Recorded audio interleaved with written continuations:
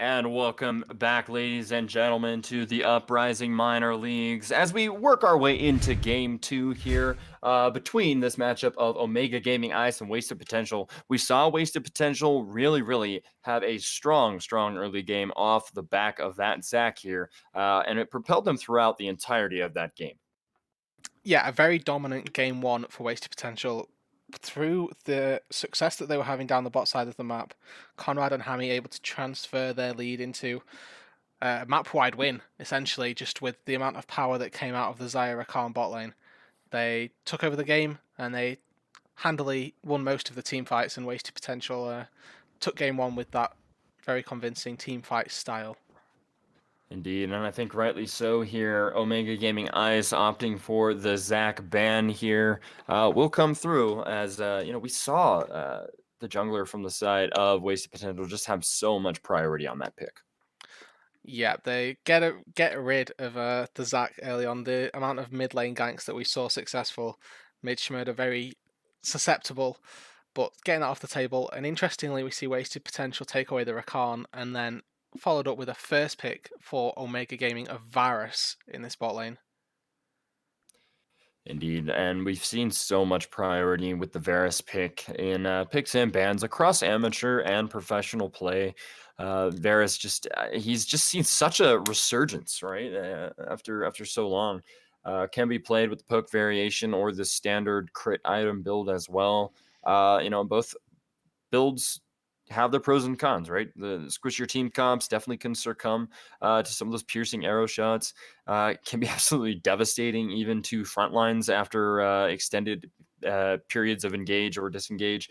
The Varus pick, I think, just overall well-rounded, can be kind of adjust to his build to meet the needs of the map and the match here.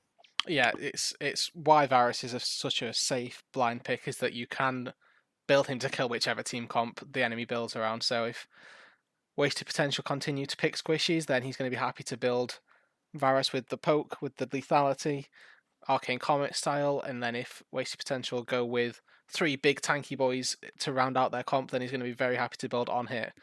And with the Lulu picked up, it gives even more access to that on hit build with the help picks going to be coming through. Whimsy as well. Just so much agency in this Varus early on already from the draft. Indeed, and in response, we do see the Aphelios picked up here, has been so prevalent in play as well. One of the top tier 80 carry picks. And Omega Gaming Ice here, hovering with the Trundle pick here, will go back into the hands of Supermark as they do pick that one up. But overall, I mean, the Aphelios, top meta 80 carry pick as of right now. And, the Death's Dance debuffs, nerfs that are coming in patch 10.13, I do want to say, because it has been one of the core items being built on Aphelios as a champion, is seeing some damage reduction over time, being reduced from 20% to 10% for ranged champions. So, get those Aphelios games in while you can before this next patch comes out, because there are some itemized nerfs coming that way. But the Nautilus there also being taken by Wasted Potential here. We shall see Hammy on this pick now. Does give them some agency and some awesome disengage potential as well with that pick. Yeah, exactly. It's going to be making sure that the support for the Aphelios is there, giving him any peel that he needs to try and get this Trundle off of him. 200 years champion, he's going to be able to do a lot of DPS early on, or not early on, but in the face of Supermark on this Trundle.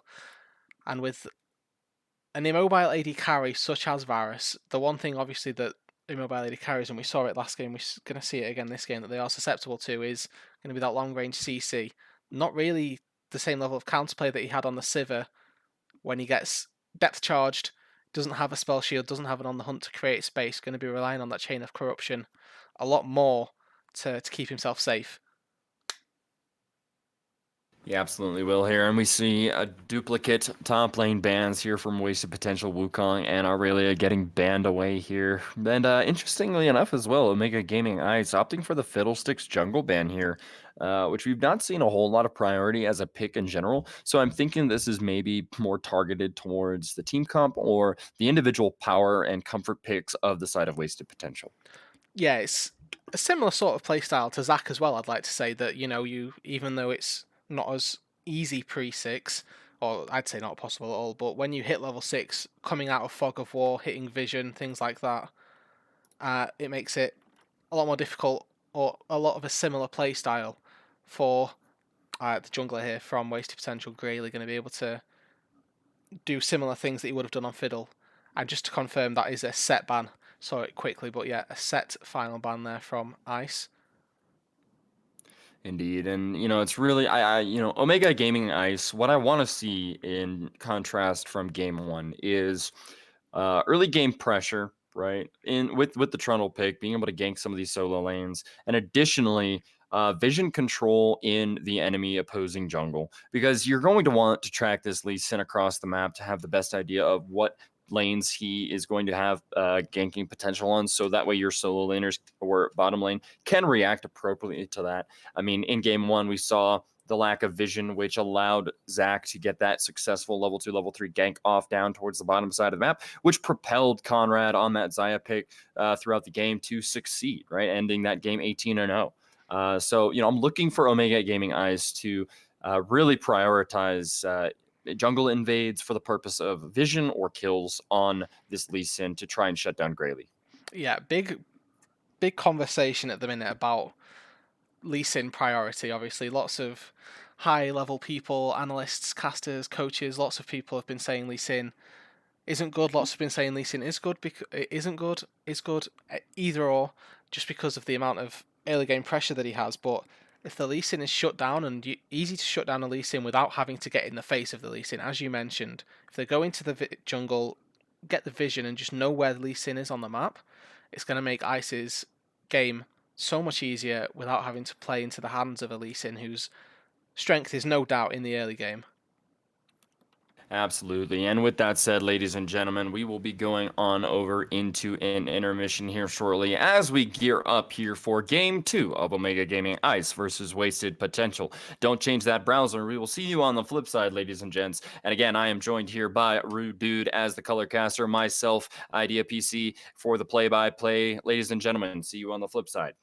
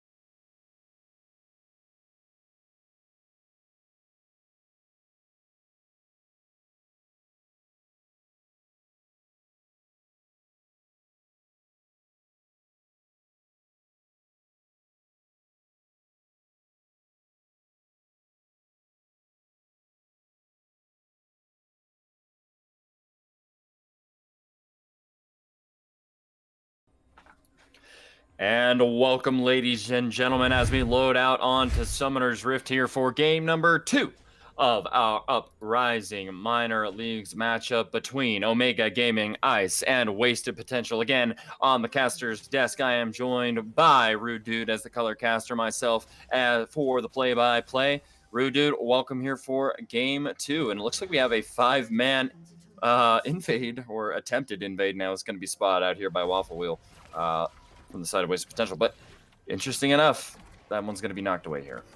Yep, little nice to see Wasted Potential try something different, set up the line of scrimmage in game 1, and then game 2 they go for a little invade. Obviously, Nautilus level 1, very strong, could have definitely secured a pick if that dredge line had have connected, but Waffle Wheel sees it in time, is able to just path it away, doesn't need to burn any summoners or anything like that. And for Wasted Potential, this is a big game for them, because if they take it 2-0 against Ice, who are a team that have previously been undefeated in a series, that is, they're going to be looking very strong themselves. 2-3 would take their standings to, but they want to try and get this win and get the series over ASAP. And for Ice here, implications in playoffs would set them a little bit back from the top spot if they were to lose this game, so obviously they're going to be trying to secure the win and level up this series. Absolutely are there, Rude Dude. And as we continue to look here, Trundle now going up, opting for that topside jungle start here. Should see something similar here with that full topside clear. Is going to clear away the Gromp here now. Just trying to get himself to level 6 as quickly as possible. The Subjugate really does wonders for the Trundle and is a hallmark of his kit. But overall here, I mean, fairly standard jungle pathing from both junglers, just trying to get themselves to that level 6 power spike. And nothing too crazy that I'm expecting to see here. Looking possibly now, just based upon the pathing of this Lee Sin, he's going to be looking towards top side, trying to get that gank off. Koro already getting some early trading here on Reckless. Manages to get some trading back and forth here, but nothing absolutely crazy. Yeah, interestingly, something that happened was both of the teams had warded A, their own red buff, and B, there was 2 wards, one from each side, on Wasted Potential's red buff. So both teams eager to see where the enemy jungler started, and obviously in a high level game like this, lack of information is also information. So seeing that neither of your junglers started on the red side, you can infer where they are and what their path is going to be like. Just like they're going to meet down in this bot river though very soon. Indeed, Optics here now on the Cinder as well, but over towards the bottom side of the map here in the river, Greyley finds Supermark out here, nicely timed Icy Pillar there to yield to deny the Lee Sin access to him, but Koro here getting some trading on to Reckless now. He's down at about 100 HP. Flash forward though, coming in. It's not going to be enough. He's going to take the turret shot. Kronos has to be careful here. Ooh, the shot almost landing there to knock him down. He's sitting there at less than 10 HP. That is scary. Yeah, he dashed in when Skarl had very little HP, but he had violent tendencies available. I'm holding for a fight. But we get the dredge line landing down on a Waffle Wheel, but his AD carry's not there to trade back any kind of damage. Yeah, early dredge line here from Hammy, so looking to find some more of those as this game progresses. But up there in the top side, Reckless getting that parlay, almost knocking Koro down there. Kind of scary. Supermark makes his way over to the top side now to try and steal away Krugs, and the teleport coming in from Reckless as well. Maybe looking for a Trundle gank here to have Koro push in this top wave. Yeah, very split sides of the map right now. Both junglers' attention going into different places. Supermark hovering around this top side. We've got Greyley sat currently in bot lane.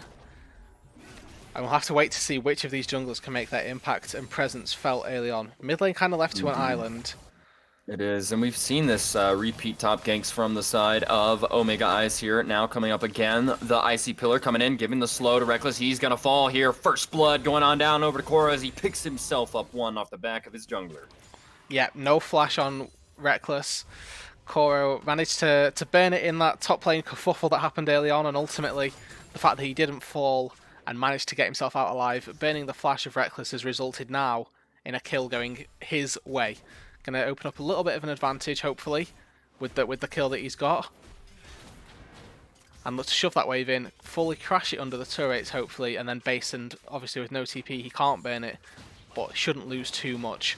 And wasted potential, going to take the opportunity to take the Ocean Drake, knowing that Koro's based on the top side. Supermark is most definitely still on his top side after the gank. And it's going to be an easy pickup. Indeed, it is good knowledge, good knowledge of the map state there, and recognition of the map state coming from the side of wasted potential here. And you know, I mean, yeah, earlier in that last game one, right, we saw the early kill go on over to Koro, right, but he wasn't necessarily on a pick that could really make use of the matchup. You know, he was on the Maokai pick, you know, which is perfectly fine. Tanky, nice frontliner, good engage potential, but it doesn't have the same kind of carry potential that Kled has. So being able to get that early kill onto the Kled here, I think that they're going to be able to make some more use of that, you know, top side jungle presence that they've decided to put in that we saw in game one. Also now here in game two, I think it's going to really go their way. Yeah, they've done very well, and we'll like to see if Koro manages to get any more agency out of this pick from Kled in the top lane, but potential gank coming down mid lane, Greyley looking, but he is sat on a ward, so Schmurda is entirely wise to the play. Yeah, but Lee Sin here is going to be caught between the Kled and the rest of the team here. A lot of damage coming in here from Koro, though, on the Kled, but Optics here in some danger is going to fall. Schmurda able to get the kill, pick it up underneath the tower there towards the middle side of the map there. Greyley having to be forced off of the pressure that you know, Koro provided there. Good team play, good map rotations coming out from the side of OGI. Yeah, a very interesting interaction happened right there. The second portion of Kled Z, he was ready, tied up on, so if you hit the first part of Kled Z, then no matter where the enemy champion is, your second part will always follow them.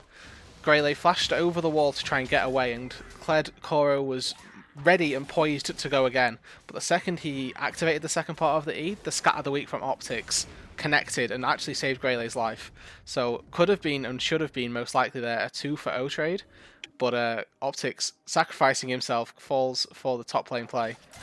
So now we see it up here towards the top side. Hammy placing the ward will spot Koro out here. He's looking to get some damage on. The rest of Omega Ice looking to respond, but they will back off here.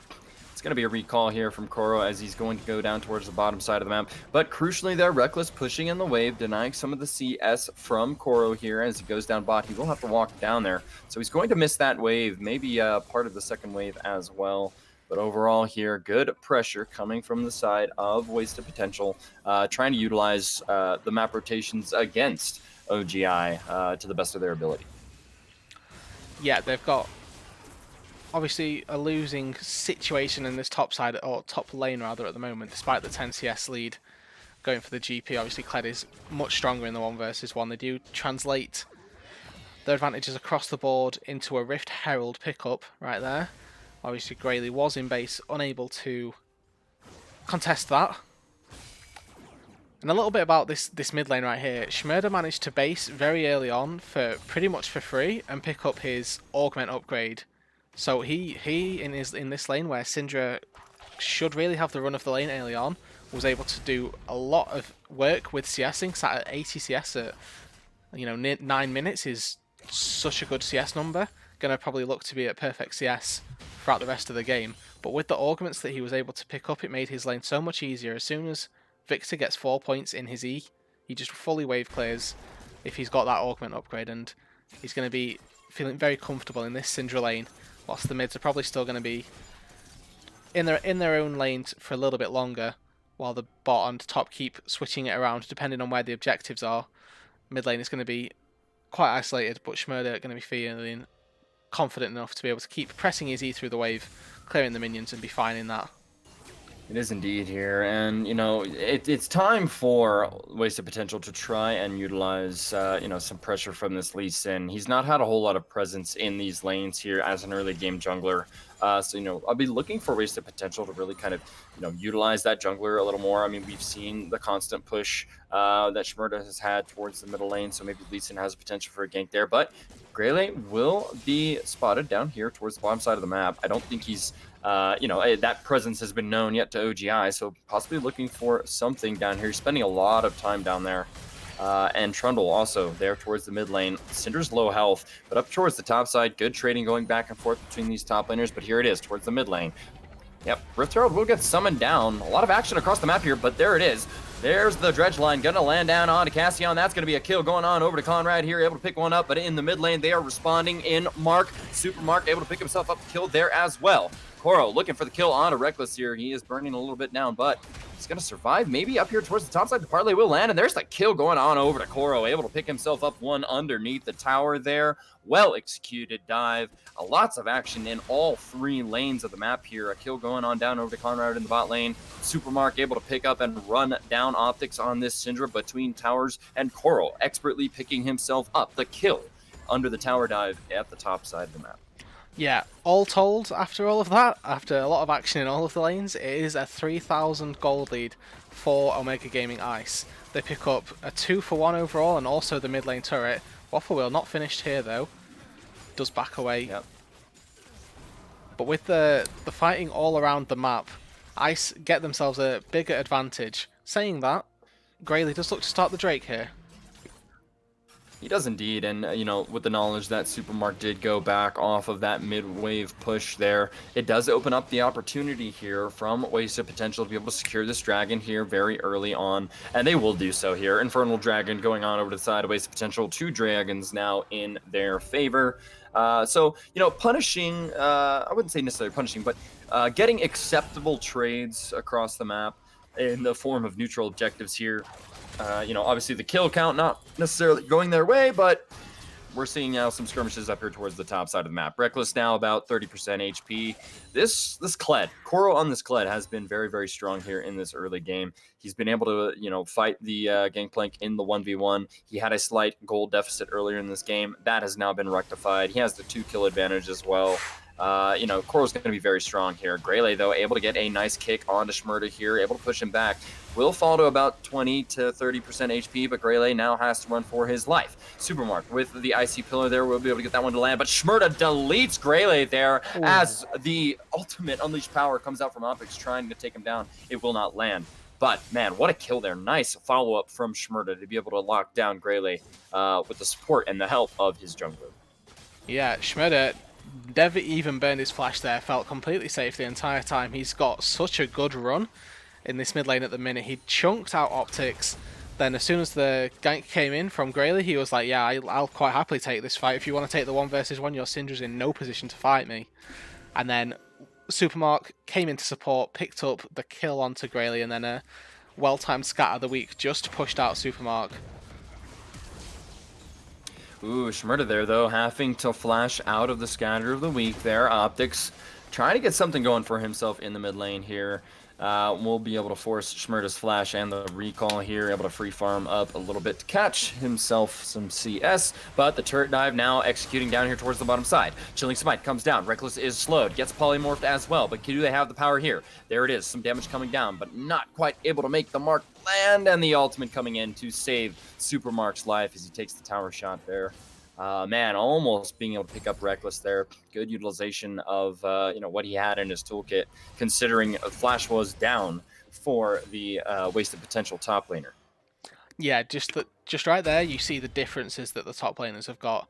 The bot lane of Wasted Potential was sat in a top lane with Koro, and they felt nowhere near comfortable enough to try and take that dive. Obviously, Grayley wasn't in the area, but even if he was, trying to dive this Kled would be very difficult and almost certainly result in some form of failure, especially with, you know, how strong he is. But the side of Ice looks at this GP, thought he's not even completed his Trinity Force yet. We've got 3 people here.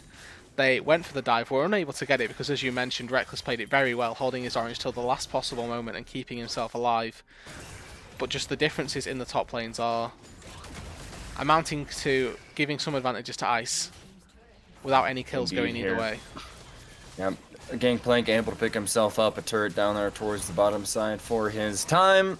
Trying to split push himself back into this game. But with that being said, early pressure here from the side of OGI will net themselves their second Rift Herald of this game. So again, we're seeing the kind of trading of neutral objectives here between both sides. OGI managing to pick themselves up both. Hold on, though, down towards the bottom side of the map here. It's going to be a kill going on over to Schmurder if he's able to make this one land. Another Q will do it. Schmurder is on a killing spree, picking himself up a 3rd kill in this game. Unfortunately, Reckless not able to get out of that one. Yep, he popped the Ghost, Nimbus Cloak, Phase Rush just too quick. No amount of barrels or getaway for Reckless there going to be able to keep him alive. Schmurder picks up a kill, takes himself to 3-0-0 right now, and he's in a similar position to what I'd like to say Conrad was last game, where he's pretty much trying to not solo carry, I'd say, actually, because Koro's doing very well, and Waffle Wheel's definitely not playing badly, but he's in a great position to carry the team is what I'll say. He is absolutely indeed. And if we go ahead and toggle our gold counter here for a second, we can see that there is a sizable gold advantage now for Schmur to be on this Victor pick, now sitting himself at a comfortable 2k gold lead there. It is looking favorable here for the OGI mid laner, as this dragon is getting ready to spawn here. Both teams vying for control of vision as this continues to go through. We see the pings coming in from the side of OGI, alerting themselves of where the enemy wasted potential members are, and they're going to set themselves up in the pixel brush here. Vision control of the pit, though, does go on over to the side of wasted potential. They do have the wards sitting there, so they will know when this dragon does get started. But both teams just kind of bouncing back and forth. No team really committing to the dragon fight here, and OGI looking to really just push down the middle wave and get some priority. Yeah, the mid priority is going to do wonders for them here because they've got the Herald as well. Kora's going to take top lane, but Rift Herald being summoned in the mid, they're just going to trade the Drake for something better. Rift Herald does get traded down here, but the Dredge line does land on to Schmurda. He's going to get rooted down here momentarily. The nice insect kick coming in, and that's going to put Schmurda in a position, and he gets shut down going on over to Optic here. Able to pick himself up to kill, but Kora was able to trade another one up towards the top side. But Dragon control going on over to the side of Wasted Potential off the kill, able to knock Schmurda down.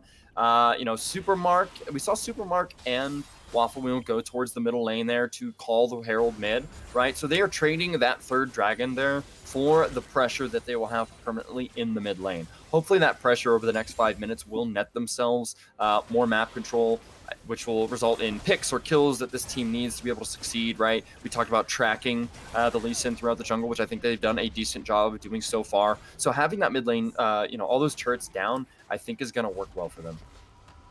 Yeah, for sure. They're trading. I like to say this. Oh, I was going to pause here because Ice's ADC appears to be disconnected. But yeah, the trades that they're doing, they're looking to try and take a soul point. I guess they're on soul point now, and Wasted Potential are going to have to look for a soul as a way back into this game, right? But even if they secure the Mountain Soul, the gold that you get from that is typically, I think, about 2,000 monetarily that it gives you, that is hidden gold, shall we say. But even with that, at this stage in the game, it's going to be taking them to about 4,500 gold behind. So the power of that Mountain Soul isn't going to be enough to get them back into a gold advantage or in a position to take a fight. It is absolutely here, and it looks like the ready checks are coming through from the players in the chat there.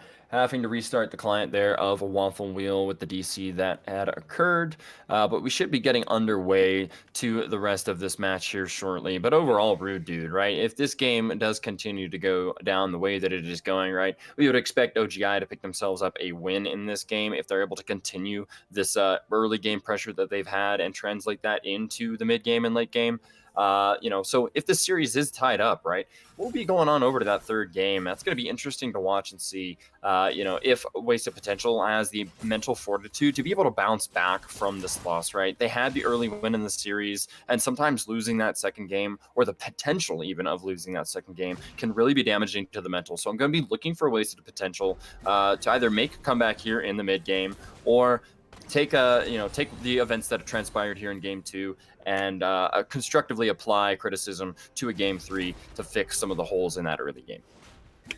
Yeah, for sure. So they're looking to what we're looking for, as you mentioned, is for them to keep active in this game. trying to find areas where they can pick fights and try and claw advantages back. And I talked about the Mountain Soul being something that wouldn't help them, but obviously it's going to be helping them no amount that they can... I'm losing my train here. That it's going to be so useful to them, but fighting top. Yep, fighting top. Optic's gonna be taken down to about 20 HP there, almost losing his life. This Victor very, very strong now. We see the completed Sork shoes there and the augmentation item as well coming through. Does provide him some significant bonuses for that champion there. And having the gold lead and the advantage against the mid lane there, I mean, we've seen it. So, looking for Schmer to continue to press his advantage in that kind of way. We have a little bit of a bush cheese actually coming in here. Maybe not. From the side of OGI, maybe looking for members of Wasted Potential to be caught out.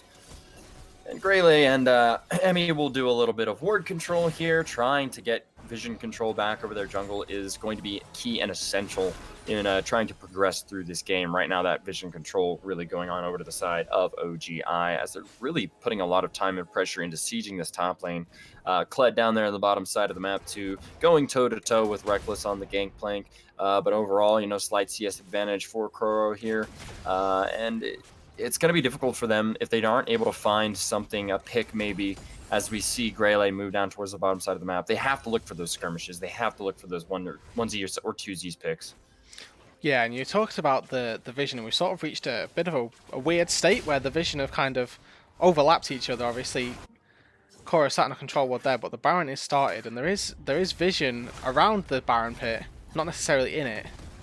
Yeah, but it will get dissuaded there by the side of Wasted Potential as Cannon Barrage comes through to be able to try and knock them off of that, but they will start it again. I do just want to shout out Upsurge Esports as they have raided us with a party of 25, so thank you, Upsurge, for giving us that raid. But as this Baron fight starts here, we see the pings coming through. Wasted Potential knows that this is happening, but the question really is going to be, can they do anything to stop it? Yeah, they're looking now. They've got 4 people around the pit already. Reckless walking toward it.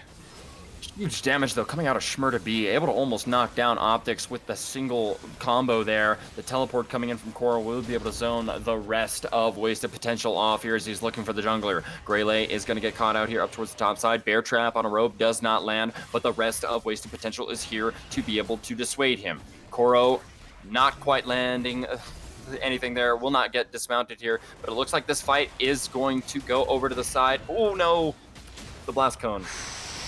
I don't know if you just saw that there, rude dude. Yeah. But Waffle Wheel actually hit the blast cone, which knocked Koro back into all 5 members of Wasted Potential. That feels so bad, but the Dredge Line now here landing down onto Supermark. He's going to get knocked down really low here. The Stone Plate does get popped to give himself a little bit of extra health, but Schmer on the flank here, able to get himself a huge kill there onto the Nautilus there, able to pick himself up a double kill now. The Unleashed Power coming out from Optics, trying to dissuade the rest of OGI from continuing on this game.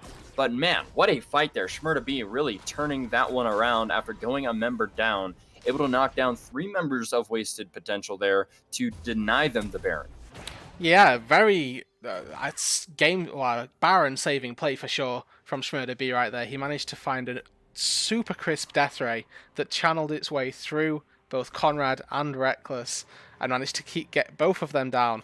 He then, in the face of danger when Optics TP'd in, got hit by the Scat of the Week and decided, I do not care. I'm going to flash in on this Syndra.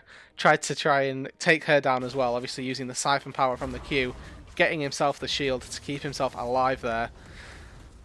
But it looks like we'll have another fight here, possibly over this dragon. Again, this is for Mountain Soul, so OGI really looking to take this one away. The Cannon Barrage coming out from Gangplank earlier. Ooh, but a nice Scatter the Weak there from Optic. Not quite able to land Cassion down, but the flash forward from Reckless and the parlay, will land there to pick himself up a kill. An overall 1-for-1 trade. Support for top laner here. I have to say that one, though, does go in favor for OGI. They still do have their solo lane carries up and available to them, in addition to denying that Mountain Soul to the side of Wasted Potential. They're going to be pushing down this middle lane. They're going to be knocking down this inhibitor once again. Yeah, 1-for-1 trade overall, and as you said, definitely goes the way of Ice. But here it comes now. The drop charge landing there, but Shmurda be able to pop down Hammy as he goes down. The bear trap on a rope there. We will land down onto Greyley. Koro is still alive here, and Syndra just on the other side trying to provide some support. They will be able to pick themselves up the kill as Koro goes down. 1-for-1 trade. Yeah, 1-for-1s all over the board. This time it's Ice that trade their top laner for the support, and that one then you'd say goes the way of wasted potential for the trade, but with those kills, probably not too much going to be set up. Maybe that gives the potential for wasted potential to set up around this Baron a lot better than Ice would have been able to. Ice going to take the time quickly on their way up to top lane to clear out a couple of control wards on the top side. Not going to get the one in the pit just yet, as they've not managed to make their way back up there.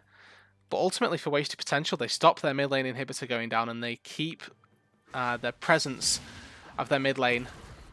And it's going to make it so that establishing mid lane priority becomes a lot more difficult for Ice. Obviously, if you've got super minions, you don't need to have somebody attending to that wave to shove it in. But now that the inhib didn't fall, they are going to send Waffle Wheel or anybody for the next couple of minutes to push that wave in while people start doing this Baron dance that we like to see around this 24-25 minute mark coming up now. Indeed it is. And we take a look at the itemization here coming from the AD carries. Varus completing the Blade of the Ruined King and the Ginsu's Rage Blade here. We'll give him some potential here, but no, a little bit of damage coming up here from Shmurda B, able to knock Reckless down to about 25% hit points there, as the rest of OGI is looking to meet up towards the top side of the map. Cassian, though, finds himself out of position between three members, has to flash up and over into the Baron pit, but Optics will be able to find the Dark Spear to land, picking himself up a kill there.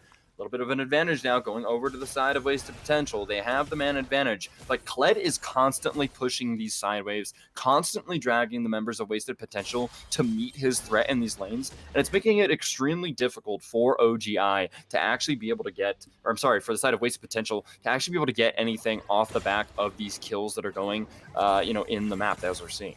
Yeah, and something that I really like is that they're not sending him to do these pushes solo. Waffle Wheel just there. He was sat in the jungle. Yeah, he was farming up the camps, but he was there in case a collapse came, in case any of the TPs were used from Wasted Potential to try and get a quick kill on Koro while he was otherwise preoccupied with the turret. It would have turned the tables having the presence of Waffle Wheel in the bot lane. It's nice to see them working together. Indeed here, Shmurda B has to be a little bit careful here. Looking to put some damage down, trying to sway the push here, but the Dredge Line will not land, but the Graviton Root does. And Shmurda B actually trades 1-for-1 there with Conrad. You really have to hand it here. It's a surprising amount of damage coming out of this Victor, and Conrad stepping up a little too close there. But here he is, Supermark, looking for something. Will not land the Icy Pillar, but I don't think it's going to matter. Depth Charge landing onto the Lulu, trying to find himself something out here. Will utilize the Flash and the Dredge Line to pull himself away from danger. Good disengage there from the side of Wasted Potential. Yeah, well used Depth Charge, well used Flash, gets Hammy himself away. And amongst that, Greyley just walked into a top bush, just casually recalled. The rest of Ice let him get away with that, but they do look like they're going to try and start off this Baron now. Yep, they will start up the Baron here. They have the ability to do so. Vision and Control, though, not quite going over in their favor. They have to knock down that Control Ward. They will do so. The Cannon Barrage landing here from Reckless will be able to get a bit of damage down and dissuade OGI from continuing this Baron push. They do not have Shmurda B, and they're saying, hey, you know what, there is a dragon here spawning in the next 30 seconds, Mountain Dragon. We have to be able to fight for this. If we take too much damage from this Cannon Barrage, we need to back up, recall, and immediately hightail it over there to be competitive, to stop that soul. And just as we see that, Shmurda B completely deletes Reckless there on the gangplank here. This Victor is absolutely massive, right? Now they've been able to force themselves the 4v5, but Supermark's going to find himself into 5 members here. The IC Pillar and the Flash coming out to be able to disengage. The Unleashed Power coming out. That's a huge teamfight ultimate down for the side of Wasted Potential. And now Koro finds himself going in here, able to find something down onto Greyley, but the Q from Shmurda B absolutely puts him in his place. Hammy also will fall here now on a killing spree. Total of 3-for-0 trade so far for the side of OGI, as they're able to round out that team fight there, able to get the kill. 4 kills going on over to the side of OGI, and Mountain Drake is the prize. Yeah, and I don't think they're going to finish with just the Mountain Drake. Ping's coming toward the Baron, Waffle Wheel heading towards the mid lane. If they split their resources effectively, Ice can take an inhib and take a Baron with those kills, as well as the Drake. Shmurda B is absolutely popping off on this Victor this game. He's got himself the components of a Deathcap, Lichbane, fully upgraded augment item, and he's just running on dumping on fools. It is indeed, and I'd also like to thank Focus Esports League of Legends for rating us with a party of 19. Thank you all for joining us here on the cast. This is Pog, and that is Baron now going on over to the side of OGI as they were able to take that one again. Draped in purple, all 5 members up. They're going to be looking to play the 1-3-1 to be able to get these next objectives. Yeah, definitely going to be looking for a 1v1. Shmurda B is so capable in a solo lane right now. He's been capable and showing it in a 1 versus 3. He took down Conrad in a 1 versus 3, did trade his life, and then just mid lane took down Reckless himself without any repercussions really that's caused them the Drake. And obviously Kuro this entire game has been in a side lane dominating whichever Reckless or Optics, whoever decided to go toward him. Kuro has had the better upper hand, and they should be able to take a lot of real estate here with this Baron buff. Absolutely, and this game and the state that we are in as we approach the 30-minute mark is really off the back of the performance of these solo laners here in Shmurda B and in Koro. You know, they've just had the 1v1 plays, they had the individual outplays in these fights. I mean, you know, even when Shmurda B was confronted in a 3v1 situation, right, able to get the trade kill onto Conrad. You know, just small things like that, right, have really propelled them to be in a position where now at 30 minutes, right, they have complete map control, they have complete objective control, despite the first 3 dragons of this game going on over to the side of Wasted Potential, and they've really utilized those resources in those solo laners extremely well. Yeah, and exactly as we mentioned, the 1-3-1 is coming out. Shmurda B with a Lichbane is going to be easily taking down turrets in a 2v1. Able to get huge damage there on Optics as he almost falls, but Shmurda B is able to trade with Reckless as he flashes forward, thinking that he can get the kill. Greylay, though, there is bleeding here, almost going to fall there, left at about 20 HP as Koro almost picks himself up another kill, but this is complete decimation and domination coming in from the side of OGI as they're able to knock down both the bottom lane and middle lane inhibitors here. As they continue to go, minions are pouring into the base, being powered by the Baron there. They have 3 cannons now sieging these Nexus turrets. The first one here will fall. It's a lot of pressure coming in from the side of OGI onto Wasted Potential. Looks like they're going to be backing away here, but Kled has the wave pushing up towards the top side. They're going to be looking to triple inhib here. Should be pretty easy to execute here as members of Wasted Potential are still down. 3rd inhibitor not quite falling there, left at about 25 HP. Backing away here, looking for a little more health, looking for a little bit of time to spend some of that gold that they have in their coffers and make a second push to round this game out. Yeah, overall, they'll be happy with that trade. They don't manage to get the 3rd inhibitor in the top side, but getting 2 inhibs down, they've still got the purple buff. They're going to be able to likely close out this game with 1 more push. They'll probably go up to the top side, take out that final inhibitor, and then when you get to a certain point during the game, double super waves just do the work for you. Overall, Shmurda B in that bot lane took a 2 versus 1. We've said it numerous times this game. He's so capable of being able to solo. He gets in a 2 versus 1 situation, pops the Zhonya's to absolutely bait in Optics and Reckless, and manages to take out Reckless as well. Indeed, and it really is coming off the back of this Victor now, who has 14k gold in total here. Really strong. Has the completed Rabadon's Death Cap, the Lich Bane as well for the additional movement speed to be able to run down or disengage some of these targets here. And overall, I mean, OGI just playing some fantastic League of Legends here with the map control that they've been able to exude throughout this game 2 of the series. If this goes the way that it may go, you know, we will get that game 3 in this best of 3 series here. Always exciting to see, but there are still Nexus turrets and a Nexus to destroy here. Minions are now coming in through the bottom side of the base here as the minions, super minions are there. They will be able to use that pressure to knock down the 3rd inhibitor up towards the top lane.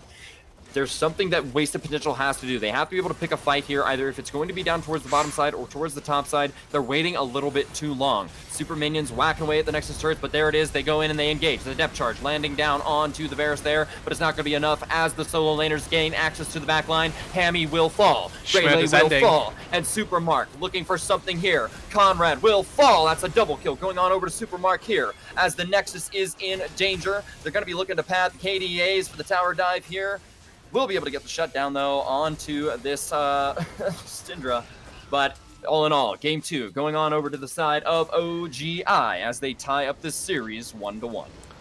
Yep, a near 10,000 gold lead at the end of the game right there. 33 minutes this game took, a little bit longer than the last game that it took for well played, wasted potential rather, to close out. But that was a very dominant performance in the end from Ice. Schmurder B, team on his back right there, took that victory for Ice, levels up the series 1-1. Great game to watch overall. It is absolutely indeed. And I do just want to point out there, Schmur to be on the Victor, able to lock himself up almost 36k damage, averaging over 1k damage a minute on the Victor. Absolutely massive. Yeah, insane numbers coming out. He had very damage heavy build, didn't really itemize into anything defensively, but he had the Ghost, he had the Phase Rush, and for him, that was more than enough defense that he needed with all the movement speed. And I can't say I fault him, to be honest. The way that he performed that game, he'd got all the items that he needed. And second item, well, I guess third, really in a Victor build, but third item, Death Cap, you can tell he was feeling himself, feeling dominant during that game to carry the team and take that second game. Absolutely was. And, as we load up here into game 3 of this Upsurge minor leagues matchup between Wasted Potential and OGI, we'll be going on over to a short intermission as we wait for the players to get up ready here and loaded in for game 3. Again, ladies and gentlemen, sit right there. Do not change that browser, and we will be back on the flip side of this intermission.